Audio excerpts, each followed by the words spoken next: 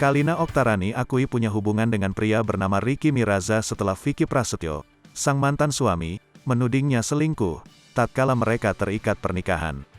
Namun, Kalina menegaskan hubungannya dengan Ricky Miraza sebatas teman dekat. Mereka berteman dekat karena dipertemukan dalam sebuah acara ulang tahun satu stasiun televisi.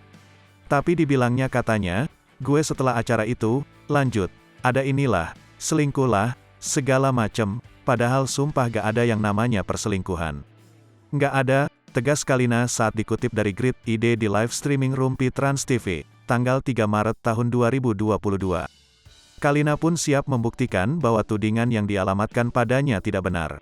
Gue berani buktiin karena tidak ada yang namanya selingkuh.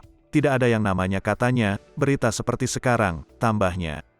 Kalina juga menegaskan apabila ingin memfitnah dirinya, maka berikanlah bukti yang konkret. Ia juga menyampaikan untuk jangan hanya sekedar melihat, tapi buktikan apa yang dikatakan.